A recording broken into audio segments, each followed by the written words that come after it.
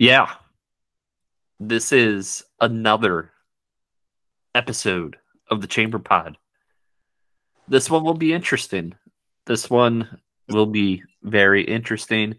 Happy belated 4th of July, JML, Charlie. We're here once again.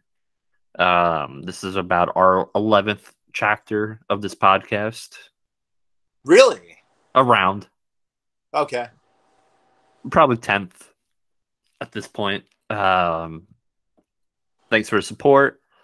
This show is basically just going to be going over any news that broke over the last day and our thoughts on last night's Monday Night Raw, baby. Yeah,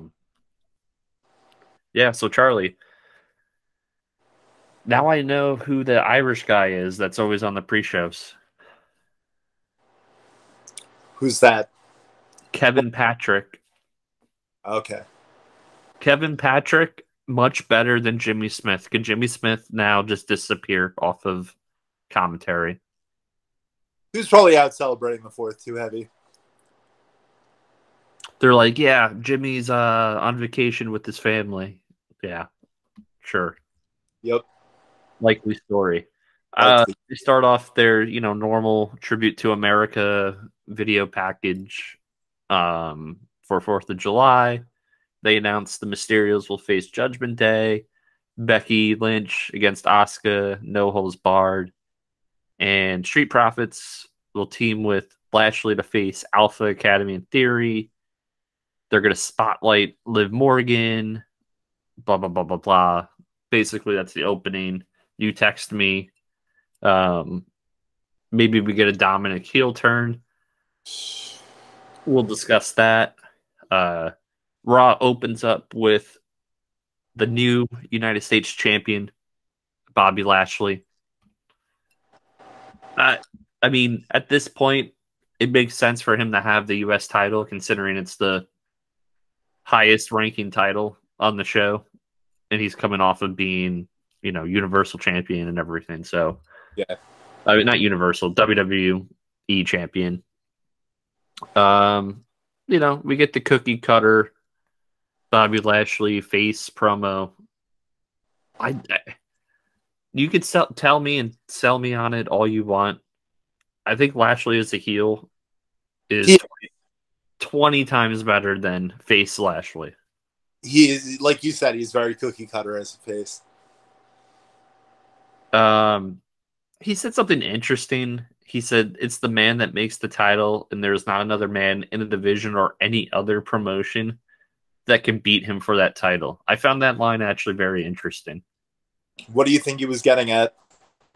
Is WWE even considering, because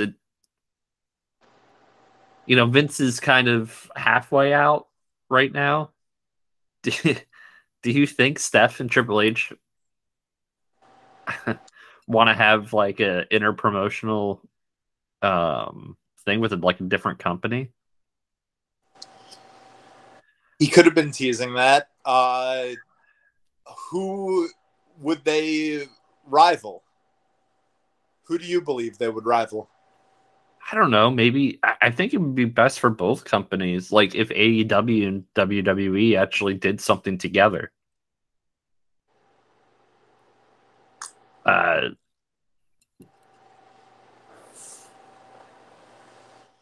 I don't know if they asked for permission to get Daniel Bryan, Bryan Danielson, and Jericho for those tribute videos to Cena. Yeah, I think that's about as much as that door is going to open. I don't see an AEW WWE thing this soon. Or does Lashley mean NXT 2.0? I think that's more likely. It would be interesting to see Braun Breaker and Lashley. Yeah, I was just about to say that. Where we get Braun Breaker actually as a heel when he starts rather than a face. That would be pretty cool. Then we get what I consider the highlight of the entire night. Mr. Theory comes out with Money in the Bank. They did an awesome job of making him the featured star of this entire show. They put over the fact that he's the youngest person with the briefcase. They put over the fact that he can cash in. But I'm just impressed. I mean, he's not the greatest yet on the mic, but he's very confident. Yeah.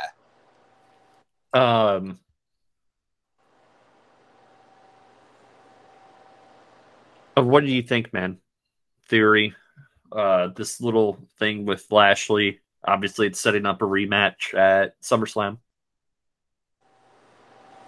What I think is that it'll be the normal Money in the Bank thing, where he loses his title match early on in SummerSlam and cashes in at the end of the night for a heist.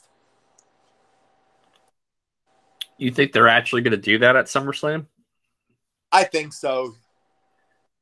As much as I like your theory, no pun intended, on him waiting till WrestleMania and taking Cody out, I also believe that Cody deserves it once he gets it. I think he deserves more than cash in at WrestleMania on him for the championship. I think he deserves the spotlight, especially with the comeback that he's making heading into WrestleMania. In my mind, you got the Royal Rumble winner months before Rumble even is a thought in Cody Rhodes. And he's going to have that storybook ending at fairy tale ending at WrestleMania. The spine buster that was that Lashley did to Theory was one of the best spine busters I've ever seen. Yeah. The elevation that Theory got on that was awesome. Now, should I go off about Theory now or wait till the 6-man tag? Since I thought... I mean, you could go ahead. Okay. Theory is the epitome of giving the people what they have been begging for the past 5 years. Mm-hmm. He's 24 years old. He's already had an established U.S. title run. He won Money in the Bank. What people need to realize is he's supposed to be given everything that he gets. He's not pushed down our throats in the way that Roman Reigns was at first. He was a slow burn, and he is the future, no matter what anyone has to say about it. He is the future of this sport. He's 24 years old. He had the U.S. title. He has that briefcase. He did his time in NXT. He had his roles of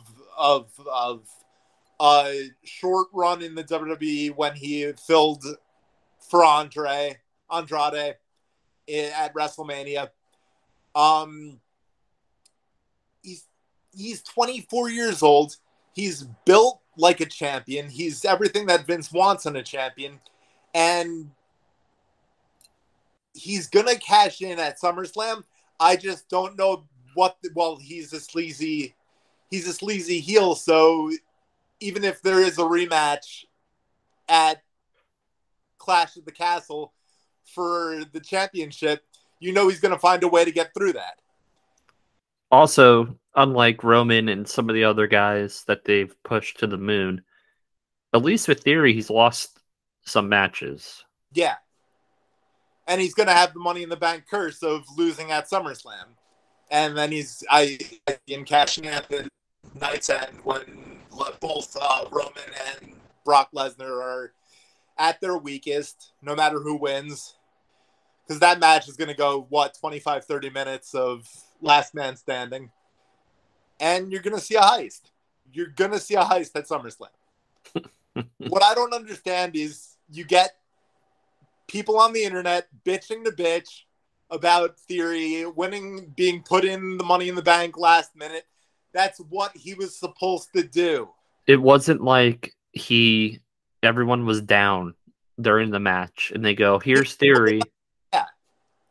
and he grabs the title, and I mean grabs the briefcase, and that's how the show. No, Then I would go, okay, watch that Money in the Bank. He took his shots throughout the match. yes, That's handed to him at points in that match. You know, again, I hate to toot my own horn, but toot all the way. I said 3 or 4 years ago when I saw this dude in Evolve, I said he is a main event WWE superstar. Absolutely. And I'm right. Now, I'm not right all the time. I also thought Killer Cross would be a main event WWE guy. As we both did. And that didn't work out. For whatever reason, it didn't work out. I'm happy that we are getting someone new. It's not a regurgitated, you know, we're going to give the briefcase to Cena or Lesnar or Drew McIntyre or someone that's already had a run. With the like champion. we're getting a brand new face this time. And to cut your thoughts short on the briefcase for one championship, because Paul Heyman says that, I don't think that, only because Theory's 24 right now. Randy Orton was 24 when he won his championship. The difference is they can say that Theory is the youngest man to hold the WWE Undisputed Universal Championship and not step on Randy's toes by that statement. Yeah. Now, that was, in my opinion, this whole Theory booking throughout the entire show was the positive. Oh, boy. Can we talk about the rest of the show now? Yes. Do you want to proceed? You lead in. I'll go off on their squandered opportunity. Judgment Day.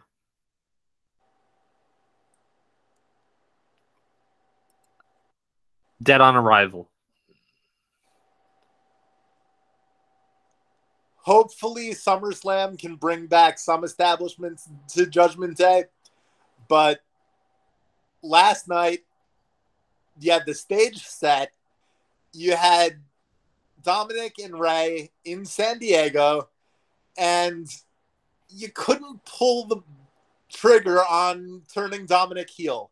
I even thought when, what was that? Damian Priest threw the chair in. That would have been a perfect spot for Dominic to take it and crack Ray over the head with it. Dominic Mysterio is the most generic WWE wrestler of all time. Dude, put some flavor in him last night, though. He literally, like, he's the melatonin for me when I watch Raw. And I'm not. He is awesome in the ring. He is great, even. But I think because he's so generic that all of that just exits my mind. And his attachment to his father, it annoys the shit out of me now. It does. It annoys the hell out of me. They've had opportunity after opportunity to break the both of them up, and they haven't done it. They even, wasn't there at one point they brought back the "Who's Your Daddy" thing? Yeah. And it would have been awesome if he turned on him and said, "Eddie really is my father." At that point, we need something with Dominic. Yeah. We need something. And even with SummerSlam being the summer's WrestleMania, you could have had Ray versus Dominic at SummerSlam. No, we're probably just going to get another tag team match with them versus Judgment Day. Now, this builds my case that I feel like Ripley's actually the leader of Judgment Day, the way they're being booked right now. Buried when she's not on the show? Yeah. Yeah.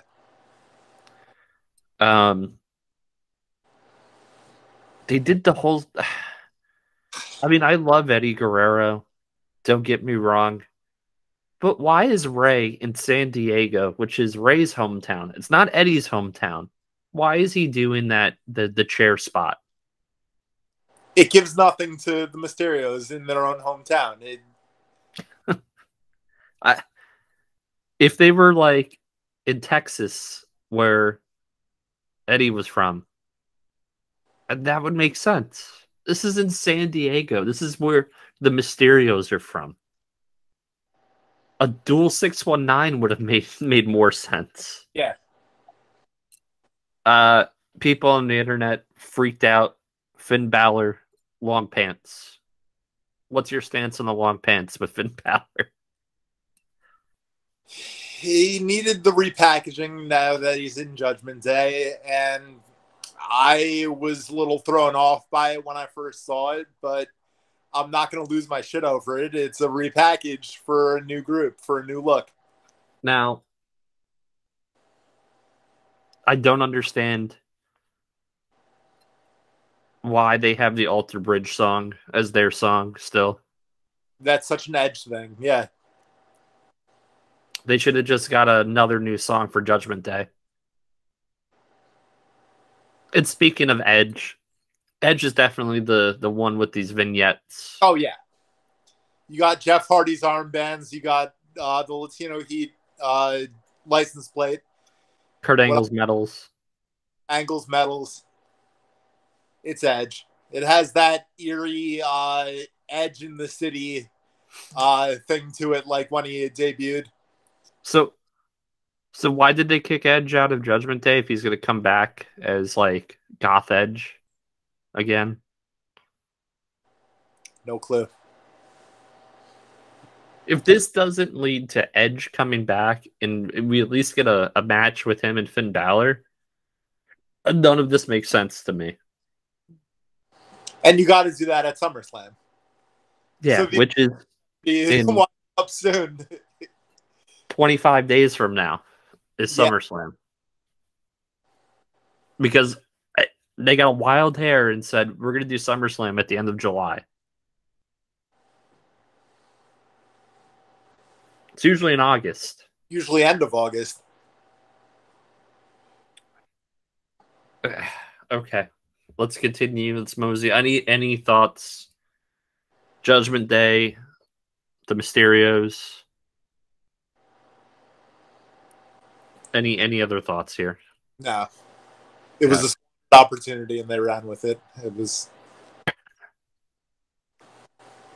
another positive. Logan Paul. They're really pumping Logan Paul up. They showed the package of him signing that we've seen now a few times. We're definitely going to get Paul at SummerSlam, right? Yeah.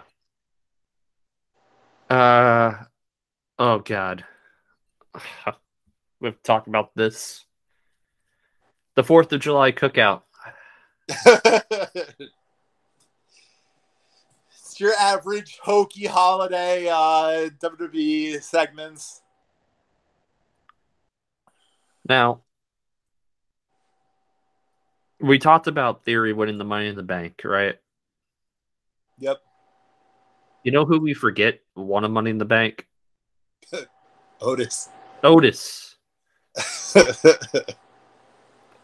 And let's be honest, there was a lot of people that were into Otis prior to the Money in the Bank win. Then he won Money in the Bank, and they shit all over him. Trying to do the same thing with Theory. It's not going to work this time. No.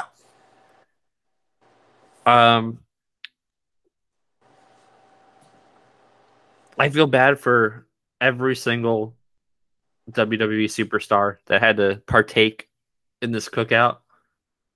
This is one of the worst segments I've ever seen. It was absolutely deplorable. I wouldn't go that. It was bad. It was like a 5-year-old in the back came up with this segment.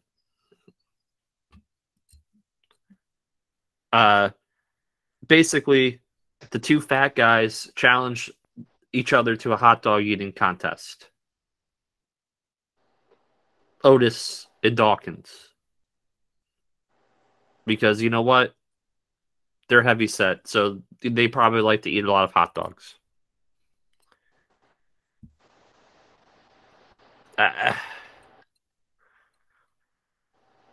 Then we got the backstage thing where Judgment Day beats down the Mysterios. It's like too little, too late. Yeah. They should just beat them down after the match. Or, you know what? They should have won the match. That usually happens with hometown guys in WWE. Wow. We're going back in time so much. You have me saying WWF. Get the F out.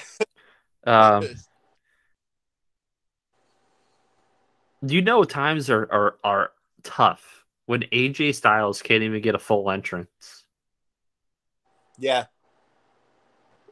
You get AJ Styles versus The Miz.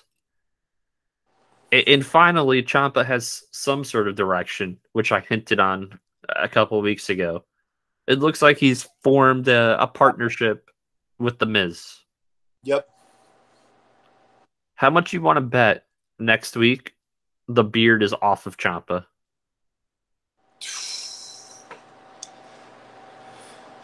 I hope not, but I can see WWE going that way.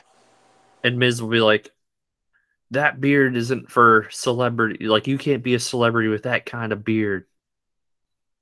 And something. And they'll get rid of the beard. But at least he has some direction now. At least he's not wrestling on Main Event anymore.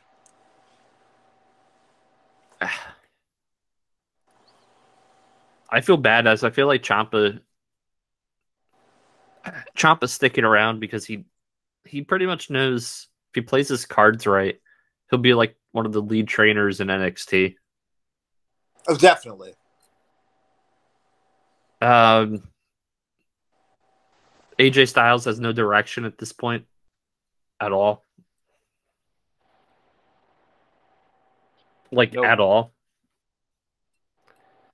If anyone needed to switch brands, it's probably AJ. I think he should go back. He should go to SmackDown. He was rocking it on SmackDown. He should.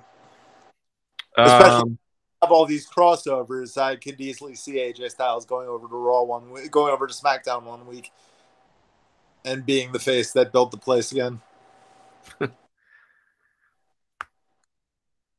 Then we have Liv Morgan. They built up this, throughout the night. Her coming out. She did her, typical babyface. Babyface, which is fine. I just hope we don't get this every single week like we did with Bianca. That we still get with Bianca. Yeah. At least Liv feel her emotions in her promo. Yeah.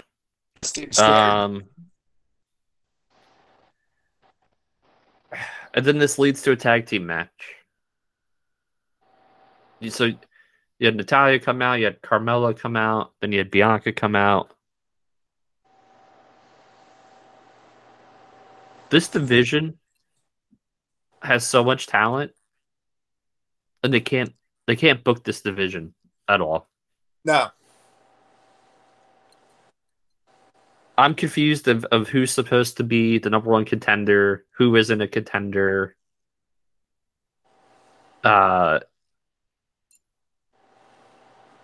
Who's on what show at this point? Yeah, like I said, we had crossovers and no reasoning behind it, and you have enough female talent on Raw that you could have made that a Raw tag match, but you had Liv come over and celebrate her SmackDown Women's Championship victory on Raw. You could have built that up for the week and had people look forward to what she had to say on SmackDown. Is Doudrop hurt? Not that I know of, but this summer everyone's hurt, so... I haven't seen Doudrop in a bit. Doudrop was in the Last Chance qualifier. I don't remember that, but I'm just saying she hasn't been, featured. Carmella comes back after, 3 months. She gets heavily featured. I don't know. Who they like, who they don't like. It just some of it doesn't make sense. Cookie cutter tag team match. Of course, you know the two champions are gonna win. Yeah.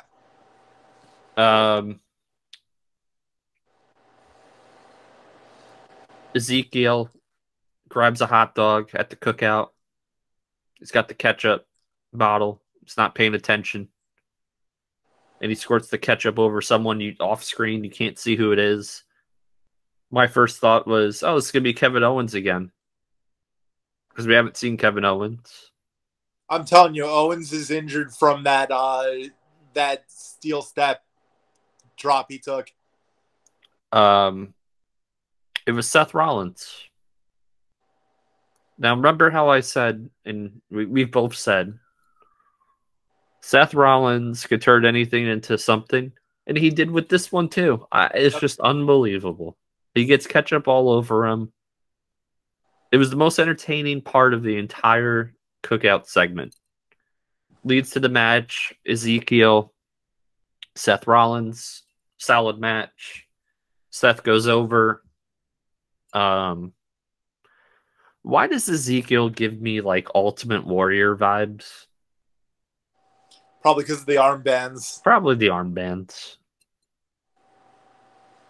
Can he just go back? Can he go back to being Elias?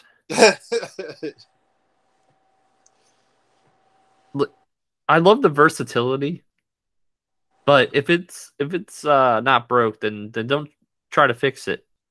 Yeah. They never fleshed out fully Elias. Now you're working on a second character.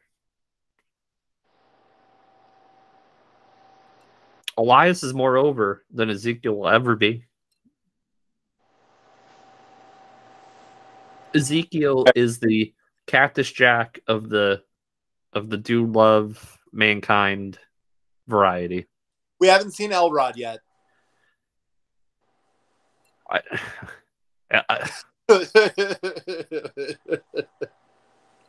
I don't want to see any more. Just give me back Elias, please. Please. So it looks like Seth and Riddle are going to have a match at SummerSlam. That'll be a good match. The RKO out of nowhere. Yeah. Oh God, we have to talk about this. The hot dog eating contest.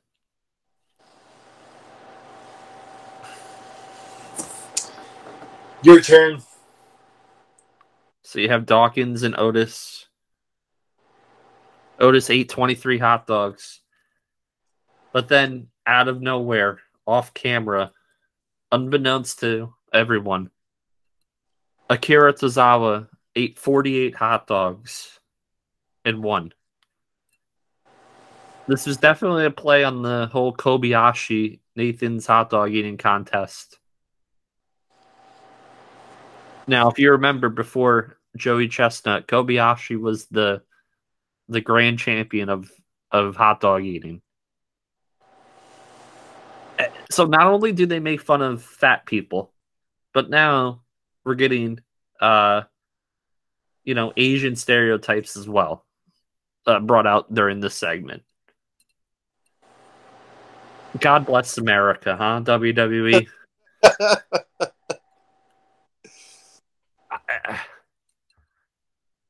It makes me really upset that they did this. It's just hard. It's in bad taste. It's in really bad taste. But Vince is back there like, this is good shit. It's not.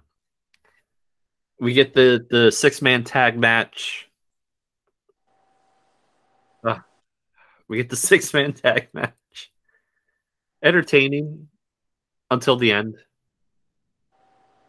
I'll tell you, we bash on Angelo Dawkins a lot, but that bump that Theory took was amazing.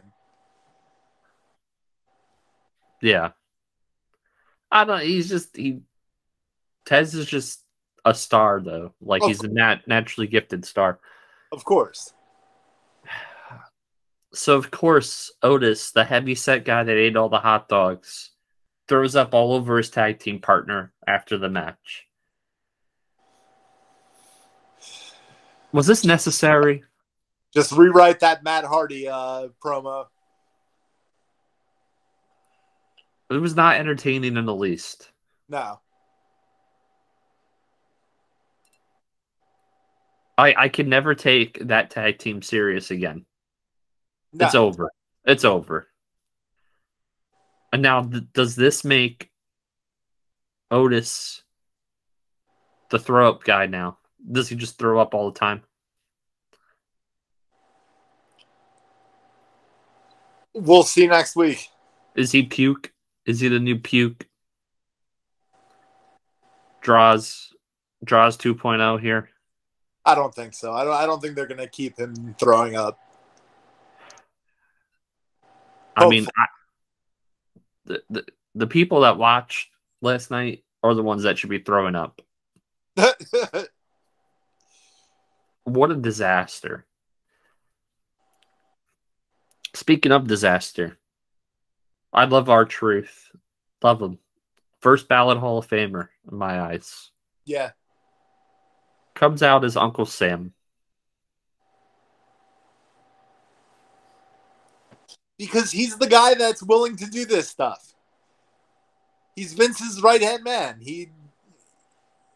They know he'll do it, and they know he'll get it over as well as possible. We have Gunther / Walter Gunther have a match on Raw, even though he's a SmackDown guy. And basically, you know, he squashes R-Truth. And that's it. I mean, that's the end of that match. You want to talk about directionless? Alexa Bliss.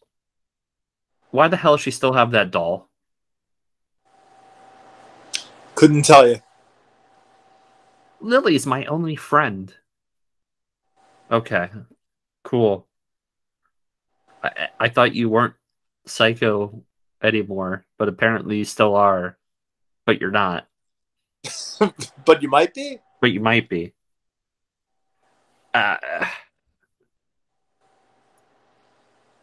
I'm just confused with the whole booking of this division. Is this going to lead to we get like a fatal 4-way, 5-way, 6-way at SummerSlam? For Raw? Yeah.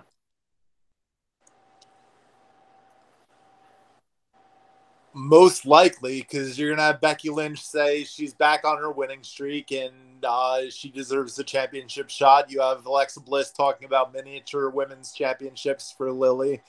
You got Carmella. Obviously, you got Carmella. And you got your fatal 4-way there. I could see them adding more. Because they're saying Liv versus Rousey right now for the SmackDown Women's Championship rematch. That makes sense. Makes sense. Then we got the main event match. Becky versus Asuka. Before we started recording. This match was so one-sided. Because Asuka dominated the match that you knew that Becky was going to win this match. Becky does the her version of the rock bottom through the table, gets the win. She stops her bleeding, losing streak, and you know, now she thinks she's the #1 contender and all of that. I can't take Becky seriously anymore. It's a shame. Her character is awful. I still find her entertaining. Entertaining. Not in the ring, not on promo. I have to turn off her promos. I have to put her on mute now. So you let me know if she said anything inspiring. No. Okay. What were the positives from this Raw? Positives from Raw, you started building SummerSlam 4 weeks ahead of it instead of waiting till Money in the Bank to add 2 members of the men's ladder match. You got Lashley versus Theory for the U.S. Championship. You have hints towards what matches are going to happen on SummerSlam. Yep. Rollins and Riddle. Yeah. Other strengths. Montez Ford shined in that as well as Theory did in that 6-man tag. Yep. Like you said, it was Theory-centric, this Raw, and he really continues to establish himself. Other than that, it was weak. Yep. I agree with everything you said.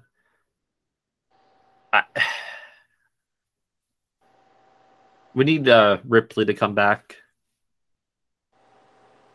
How long is she supposedly shelved for? No idea. Oh, shit. Because I think they had a clear plan for the women's division, and then she got hurt, and it derailed all their plans for the Raw side. And you could see it going to a Fatal 5-Way because she is the #1 contender. Yep. So she could add herself to that match at SummerSlam.